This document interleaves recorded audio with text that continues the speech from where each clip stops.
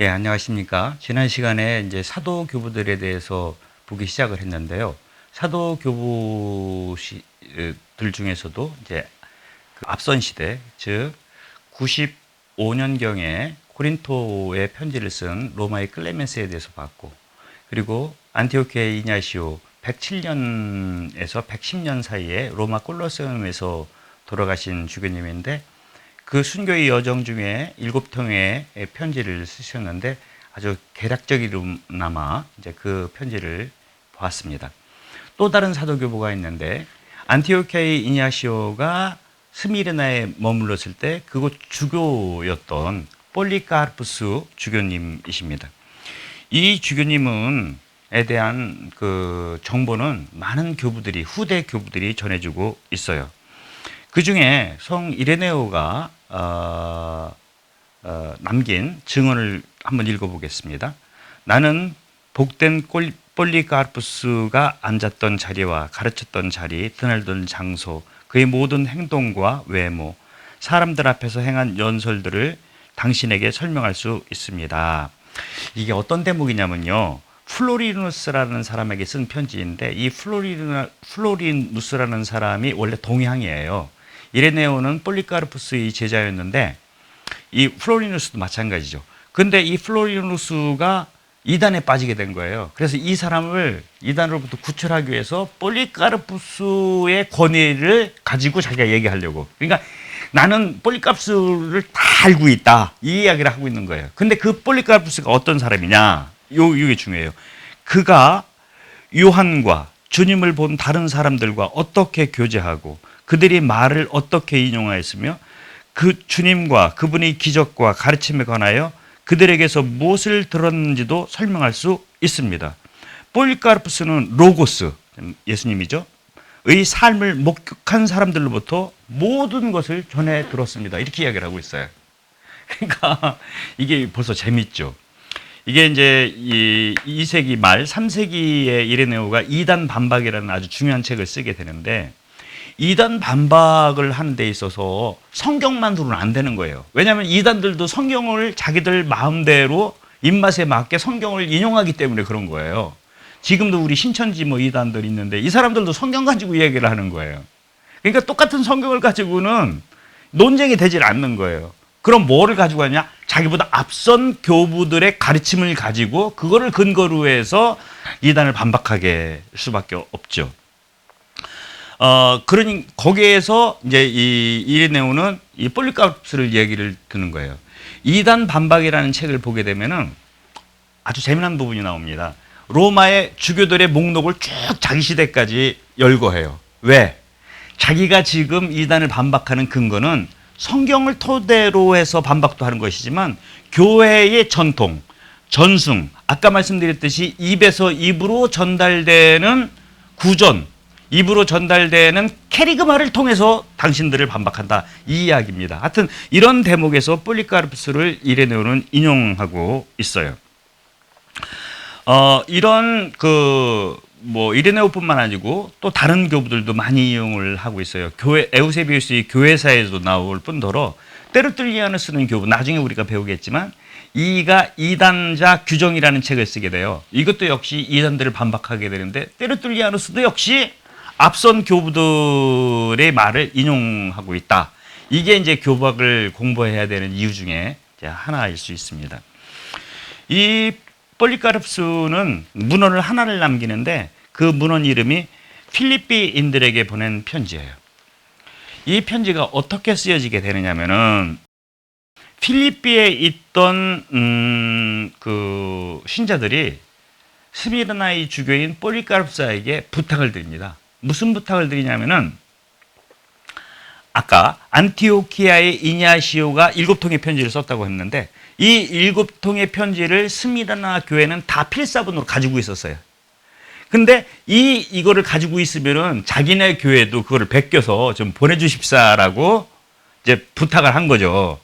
그러면 그거를 복사해가지고 보내주면 될 텐데 그거를 보내는 중에 그것만 떡하니 보내기는 그러니까 교회의 원로로서 그리고 한 교회 공동체의 이제 책임자, 주교로서 안부 인사 겸 그들에게 필요한 또 다른 당부를 하는 거예요.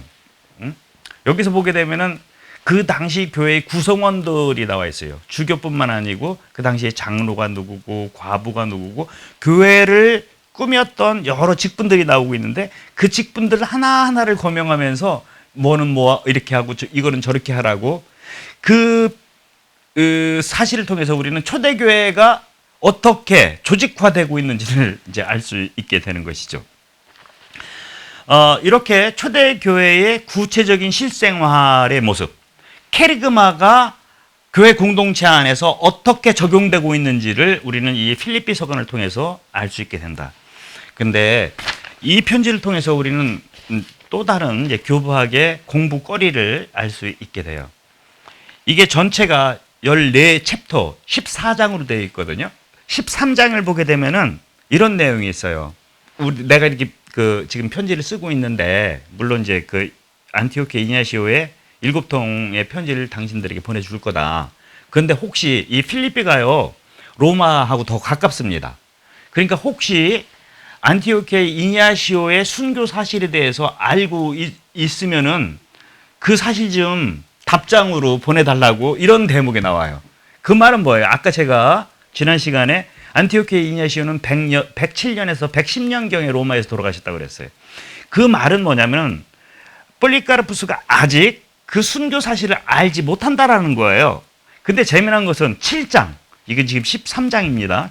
전체가 14장으로 되어 있는데 7장에 보게 되면은 마르치온이라는 이단에 대해서 이야기를 하고 있어요.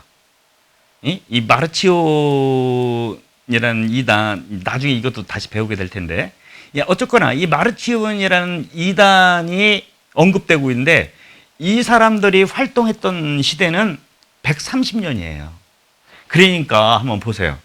13장에서는 아직 알지 못하는 거, 안티오키 이냐시오. 그러니까 110년, 111년 요때 이 편지를 썼을 때는 그 정도가 됐는데 앞부분 7장에서는 130년 마르치온, 그 당시에 130년이나 돼야 나타나는 이단인데 이 이단을 거명했다는 것은 20년 넘게 시간적 갭 차이가 나는 거예요. 이거를 이제 해결해야만 하는 거예요. 이 이제 교부학에서는 보니까 이제 결론적으로 얘기를 하면 요런 거를 고대 문헌학이라고 합니다. 그 텍스트를 가지고 면밀히 연구해서 이 원천이 뭐였는가 이거를 밝혀내는 작업이거든요. 그래서 현대 교부학에서는 원래 필리피 서가는 두 통이 있었을 것이다. 하나는 안티오케 이냐시오가 이제 바로 순교한 다음에 썼던 편지, 즉 7통의 편지를 보내면서 했던 편지이고, 또 하나는 나중에 우연한 기회에 또 쓴 편지. 근데 이게 전수되어 내려오면서 이게 섞였다라는 거죠. 이제 이런 것들을 연구하는 것도 역시 그 교부학의 또 다른 한 분야라고 이야기를 할 수 있습니다. 이렇게 간단하게 필리피 서가는 넘어가고요. 폴리카르푸스가 쓴 편지, 남긴 문헌은 이렇게 필리핀들에게 보내는 서간 한 통밖에 없지만 그의 순교록이 남아 있어요. 이 폴리카르푸스는 155년경에 순교하십니다. 근데 재미난 것은 이분이 체포되고 어떻게 신문을 받고 어떤 과정을 통해서 돌아가시는지를 목격 증인이 마치 기자가 기사를 쓰듯이 일일이 써요. 이것을 뭐라고 하냐면 순교록이라고 합니다. 우리 교회의 한 순교자의 순교 전체 과정을 면밀하게 쓴 제일 첫 번째 순교록이 이 폴리카르푸스 주교님 순교록이에요.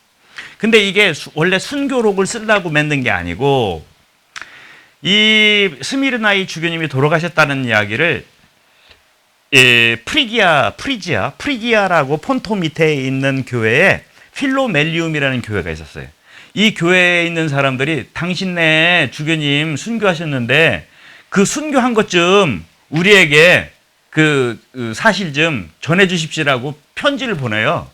그래서 이 편지에 대한 답장으로 자세하게 폴리카르푸스가 어떻게 체포되고 돌아가셨는지까지 그 전체 과정이 이 편지를 통해서, 그러니까 편지라는 양식을 통해서 한 순교자의 전체 순교 행적이 나오는 그런 책이, 그런 문헌이 바로 폴리카르푸스 순교록이고 형태는 편지 형태다라고 이야기를 할 수 있게 됩니다. 여러분, 사도교부 시대의 문헌들을 우리가 보고 있는데 지금 계속 봤듯이 다 편지들이에요. 로마의 클레멘스도 편지, 고린토인들에게, 그리고 안티오케 이냐시오도 또 편지, 여기도 편지. 아직 박해가 한창이었고 그리스도교 신자들은 전 세계에 퍼지긴 했지만 극소수였었습니다. 이 극소수의 신자들이 하나인 교회로 연대되어 있다는 것을 우리는 이 편지를 통해서 알 수 있게 됩니다.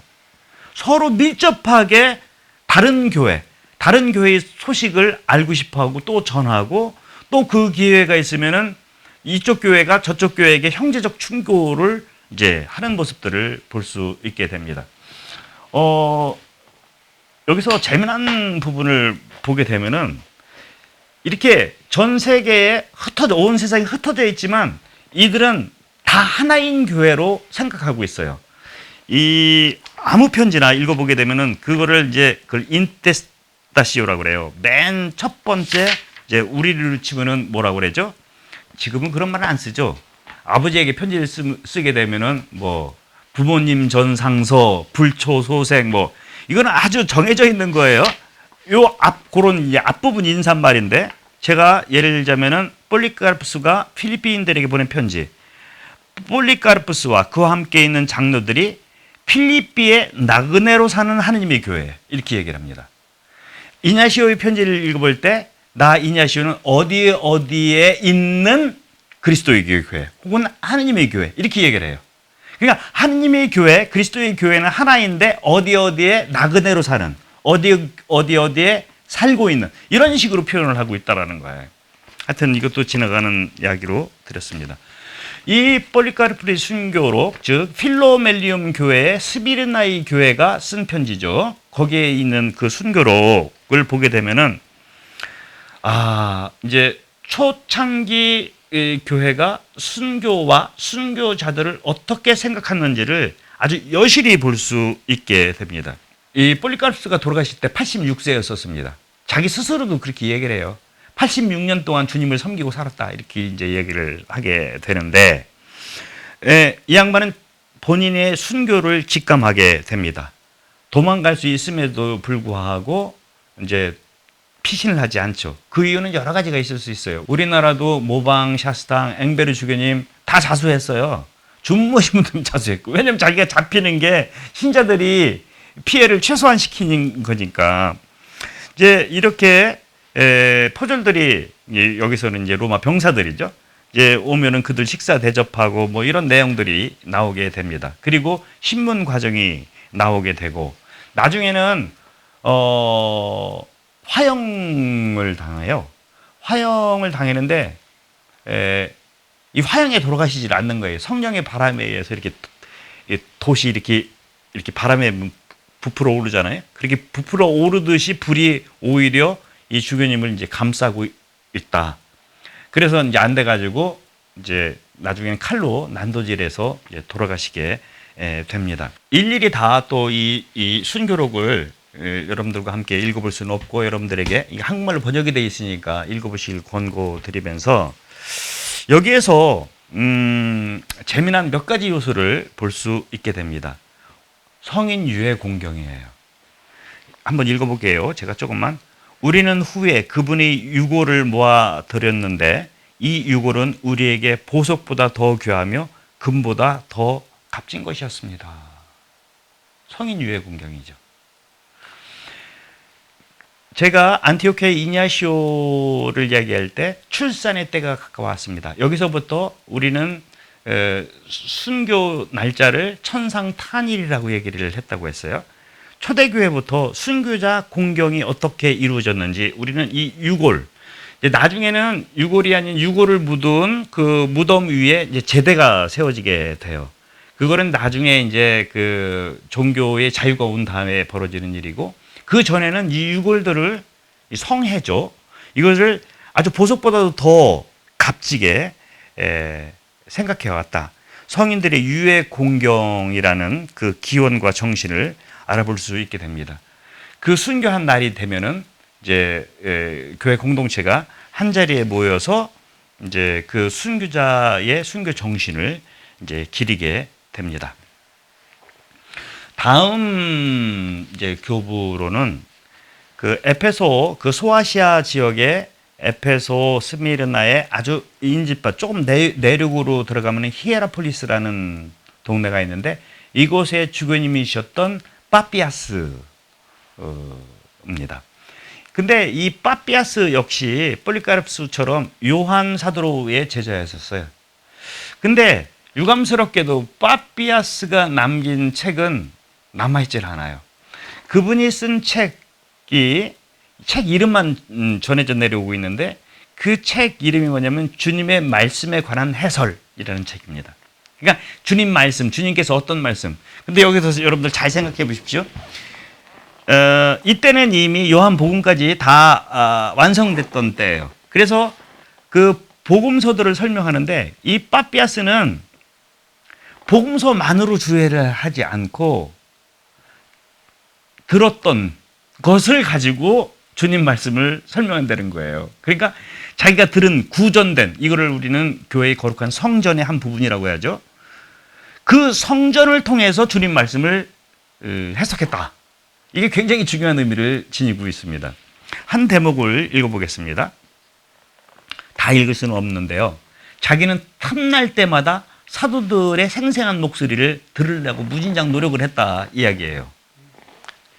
나는 장로들과 함께 살았던 사람을 어느 곳에서 만나게 되면 장로들의 말씀에 대해, 여기서 장로는 사도들을 의미할 수도 있습니다. 즉 왜냐하면 바로 다음에 즉 안드레아나 베드로, 필립보나 토마스, 야고보나 요한이나 마테오나 그 외에 주님의 제자들 중에 다른 어떤 분이나 그리고 주님의 제자였던 아르스티온과 장로 요한이 무슨 말씀을 하셨는지 알아보려고 노력했습니다. 그 이유가 나와요. 보십시오. 왜냐하면 생생하고 길게 들은 이야기들은 이제 직접 목소리를 통해서 들은 이야기들은 책을 통해서 얻을 수 없는 유익한 증언이라고 생각하기 때문입니다. 이렇게 이야기를 하고 있어요. 책보다도 여기서 책은 비블로스예요. 여기서 그리스 말로 책이라는 건 비블로스입니다. 이거를 양키가 아니지. 영어로는 이걸 바이블이라고 발음을 하고 있는 거죠. 그러니까 적혀진 캐리그마보다도 아직 이 시대는 생생한 목소리로 전달되는 캐리그마가 더 위에 있음을 우리는 이 빠피아스를 통해서 알 수 있게 되는 것입니다. 그러니까 왜 우리 가톨릭에서 계시를 성경만으로 두지 않고 성전이라고 하는 그 이유를 우리는 이 사도교부들을 통해서 알 수 있게 되는 것이죠. 그 주님의 말씀 해설이라는 책은 남아있지 않지만 이게 단편으로 남아있어요. 여기서 단편이라는 것은 뭐냐면은 온권으로 다 내오진 않지만 다른 교부들이 이제 인용을 했다든지 이 조금 아까 제가 읽어드린 그 단편은 에우세비우스에 의해서 전해져 내려오는 단편이라고 이야기를 할 수 있겠습니다.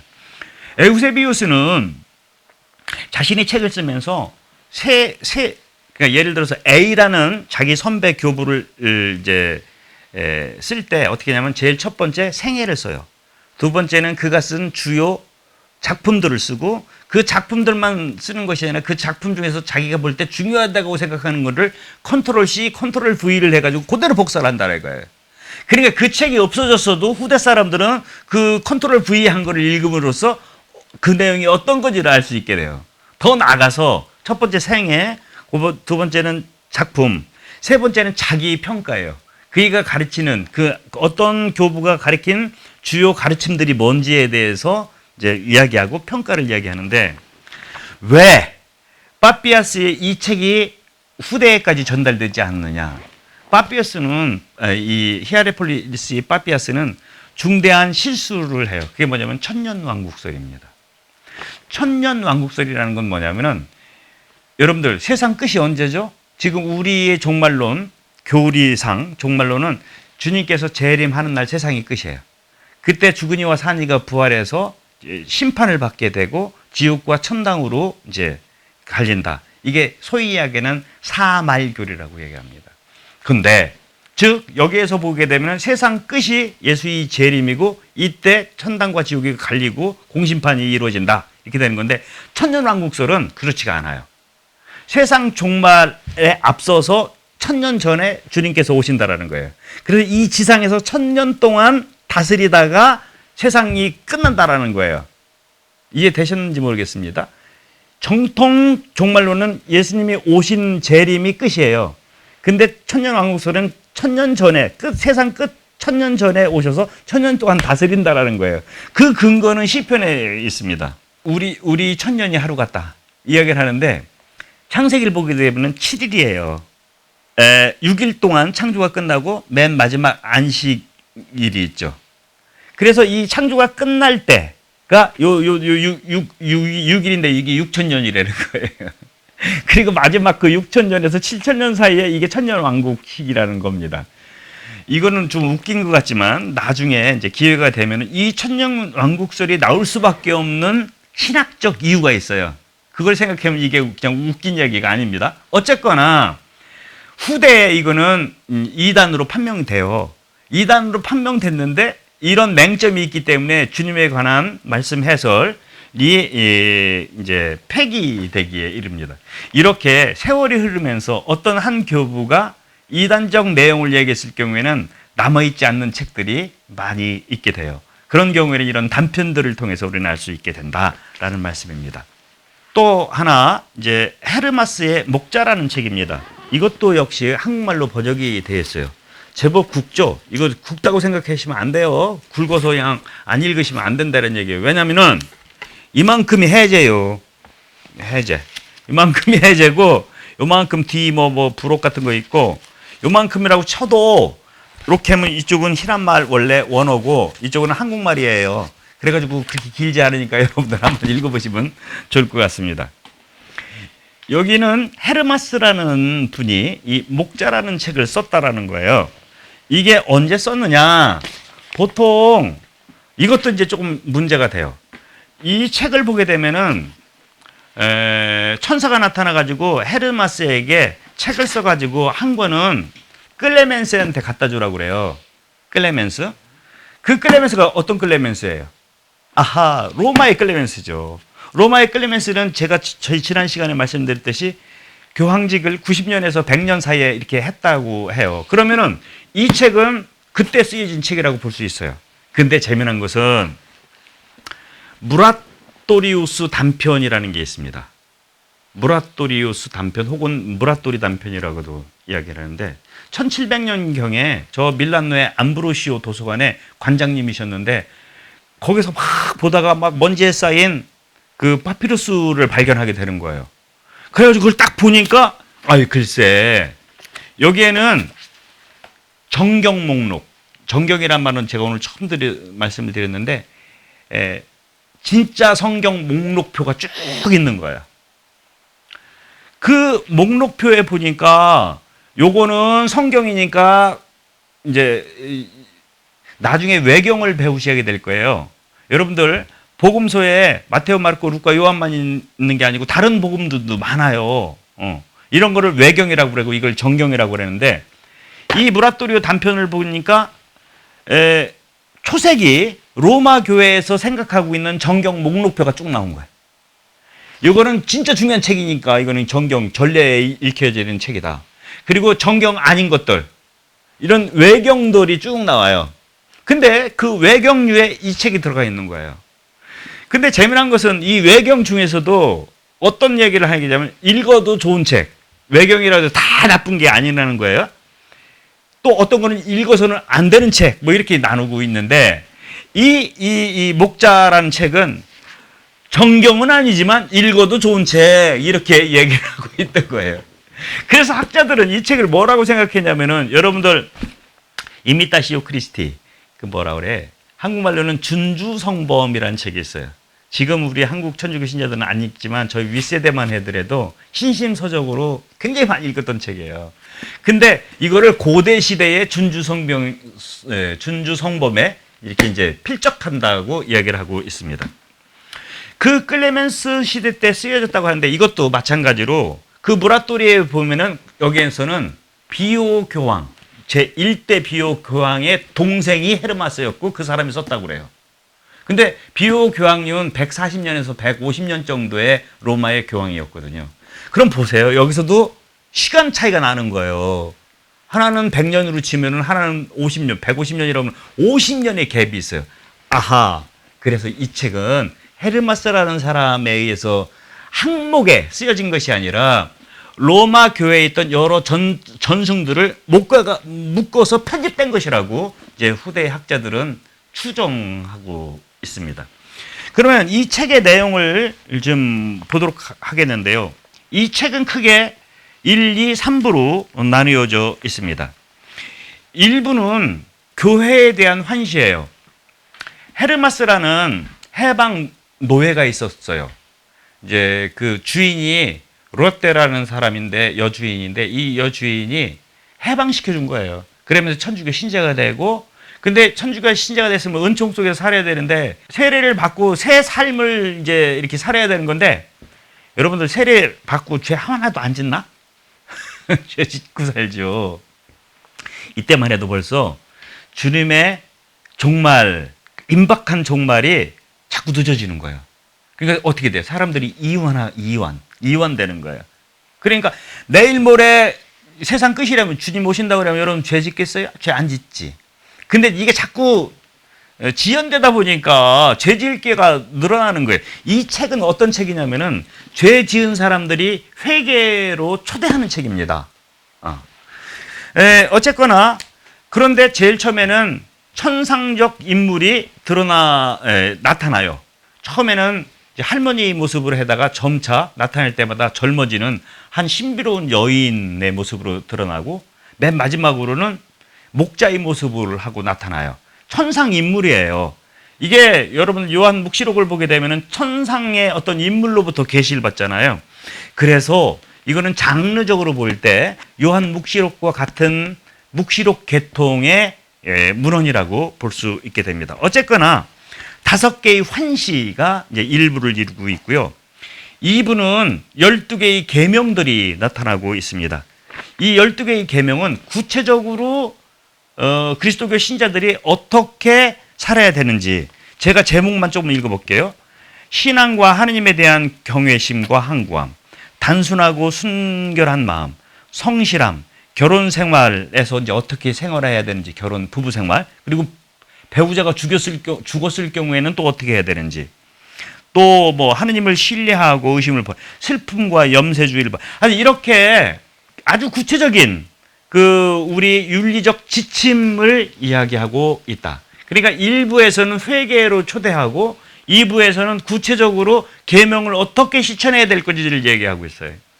근데 재미난 것은 이 계명들 12개의 계명이라고 하는데 이건 자기가 맹인 계명이에요. 뭐 말 많고 거짓된 예언자를 피한다. 이런 건 자기가 만든 계명인데 이 계명을 자기 말로 하는 것이 아니라 예수님 말씀을 빌려서요.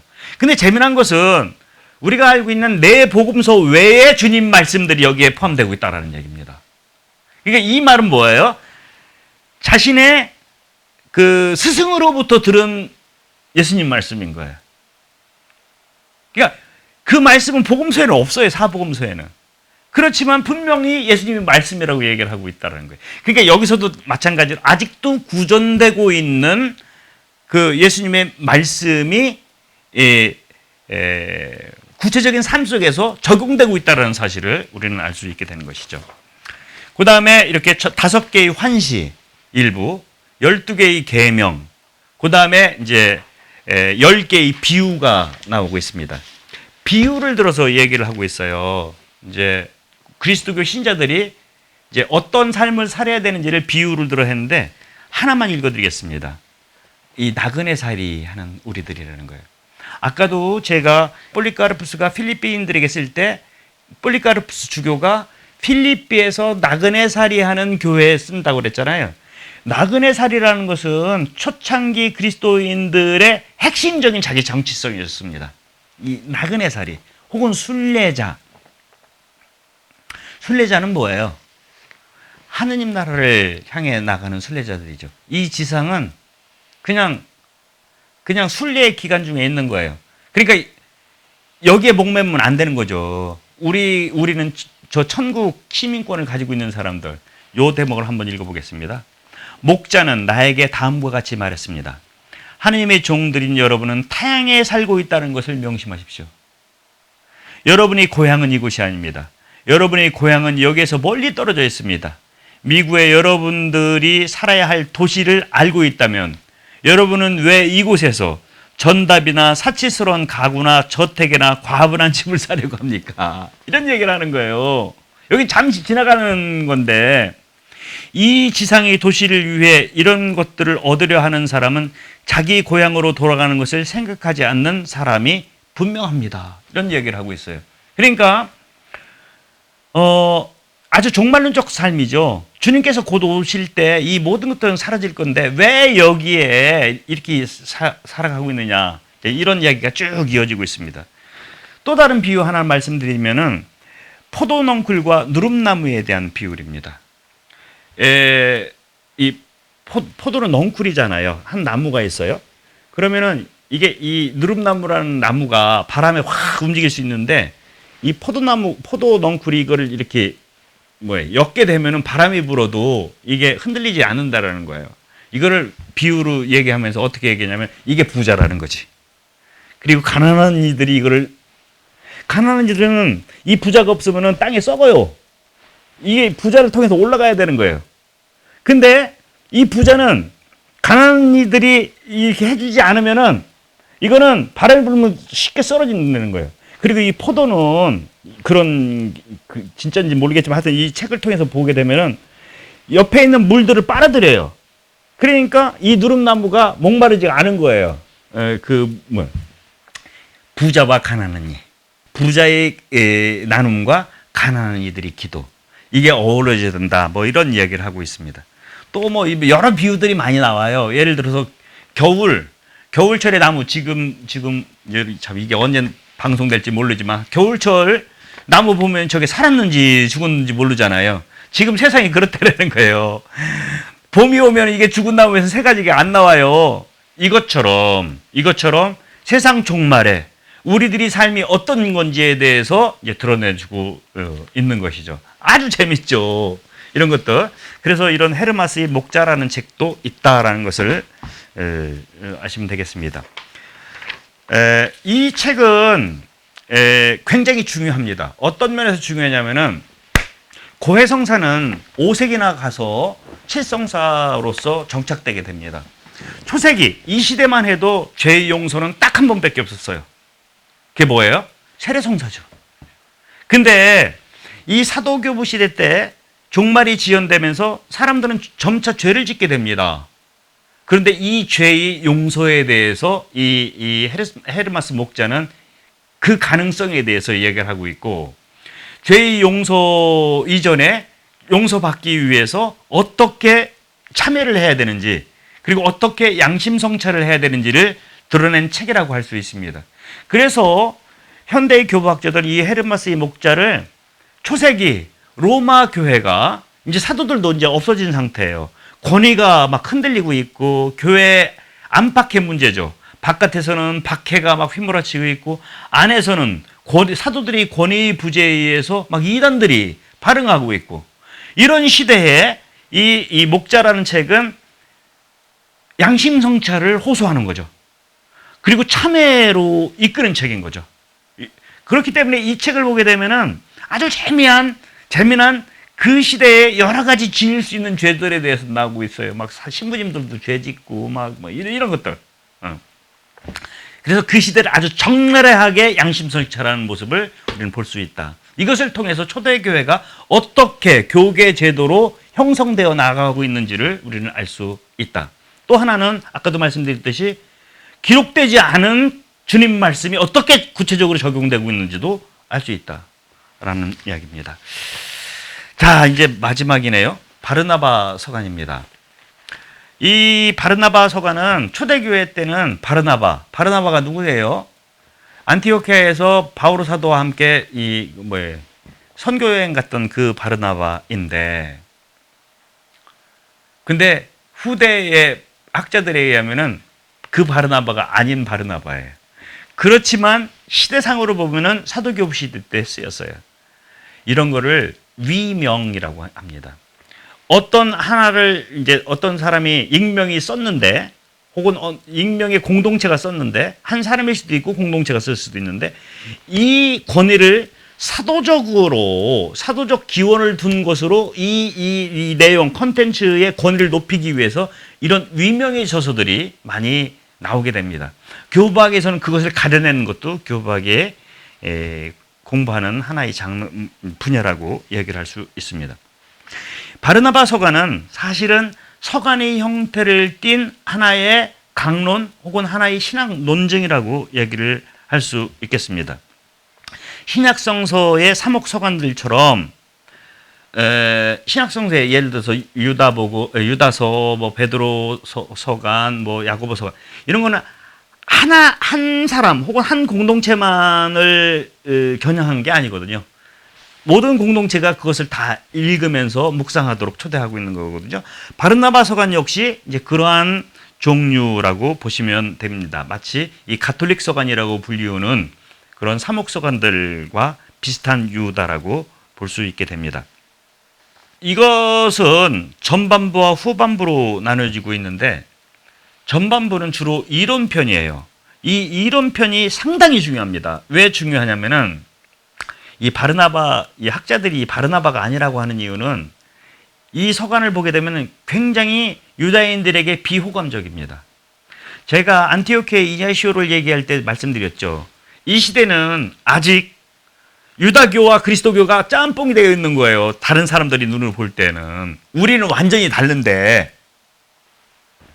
근데 짬뽕 될 수밖에 없는 게 아직 신약 성경이 정경화 작업이 안 돼 있고, 이 당시에 성경 하면은 유다인들과 같이 읽는 구약 성경이에요.